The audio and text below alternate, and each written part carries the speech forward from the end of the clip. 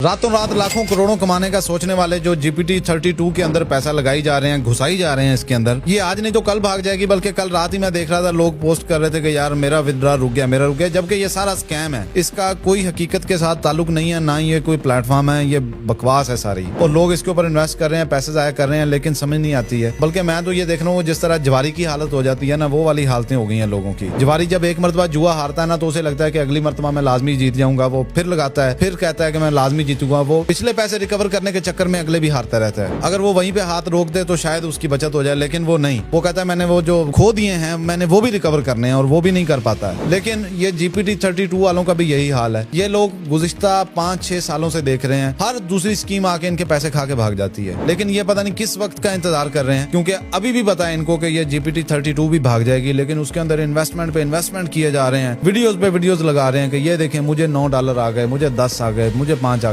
वैसे शर्म की बात है कि अपने वो जिस तरह आप जाते हैं ना किसी ब्रांड शॉप पे जाएं, तो उन्होंने रखा होता है एम्प्लॉयज के लिए कमीशन रखा होता है कि वो मिसाल के तौर पे सेल का 1% कमीशन रखा हुआ है। तो वो जो एम्प्लॉय उसकी कोशिश होती है कि मैं अपने 1% के लिए कस्टमर के 100 रुपीज और लगवा दूं। तो यही वाला हाल जो है वो इन लोगों का है जो GPT-32 के अंदर इन्वेस्ट करवा रहे हैं लोगों की। ये ब्रांड्स वाले तो खैर ये तो हक हलाल की खा रहे हैं, फिर भी कोई चीज तो देते हैं ना कस्टमर को। लेकिन ये GPT-32 के अंदर जो इन्वेस्ट करने वाले लोग हैं, इनकी कोशिश होती है कि लोगों के पैसे लगवाएं ताकि हमारा कमीशन बने। और इन्हें ये भी पता है कि शायद ये इस काबिल ना हो कि आज ये डिपॉजिट कर दे, कल ये विथड्रॉ नहीं करवा पाएगा। तो ऐसे लोगों को वैसे ख्याल करना चाहिए। और मेरा ख्याल है कि पाकिस्तान के अंदर PTO को वो जो वेबसाइट्स तो काफी सारी पाकिस्तान के अंदर ब्लॉक होती हैं, इस तरह की वेबसाइट जो है वो सबसे पहले ब्लॉक होनी चाहिए, क्योंकि एक एक्सटेंसिव लेवल के ऊपर इसकी कैंपेन चल रही होती है। तो जब पता चल जाता है कि इस तरह की चीजें जो है वो फ्रॉड हैं, 2 नंबर है, लोगों के साथ धोखा किया जा रहा है, इनके पैसे झांपने की कोशिश की जा रही है, तो फिर इसको ब्लॉक कर देना चाहिए टाइम से, ताकि लोग इसको एक्सेस ही ना कर सकें या इसके अंदर कोई मजीद पैसे डिपॉजिट ना कर सकें। इन्होंने लोकल 2-4 लोग रखे होते हैं, उनके बैंक अकाउंट्स यूज कर रहे होते हैं, उनको छोटा मोटा कमीशन दे देते हैं। वो बेचारे लालच में आके लोगों से डिपॉजिट ले रहे हैं, लोगों को विथड्रॉ दे रहे हैं। ऐसे ड्रामेबाजी किए जा रहे हैं, उनको पता भी नहीं है कि पीछे काम क्या चल रहा है। या तो सिर्फ 2 का 4, 4 का 8, 8 का 16, इस तरह करके लोगों से पैसे इकट्ठे किए जा रहे होते हैं। थोड़े बहुत को जो है वो पेमेंट भी हो जाती है, और वही लोग बाकियों को गुमराह कर रहे होते हैं। बाकी ये सोशल मीडिया इन्फ्लुएंसर्स को खरीदना ज्यादा मुश्किल काम नहीं होता है, खास तौर पे जो मेरे जैसे छोटे लोग होते हैं। ये 10-15 हजार की मार होते हैं ज्यादा से ज्यादा। तो इनसे वीडियो बनवा लेना कोई बड़ी बात नहीं होती है। आप कोई भी चीज उठा के इनको कह दें कि जी वीडियो बनवानी है, वो आपको कुछ ना कुछ चार्ज करेंगे और आपकी वीडियो बना देंगे। अल्लाह ताला आप सबका हामी और नासिर हो। वीडियो अच्छी लगे तो लाइक करें, शेयर करें, चैनल को सब्सक्राइब करें। अगर आप कुछ पूछना चाह रहे हैं नीचे कमेंट बॉक्स में बताइएगा। Thank you very much.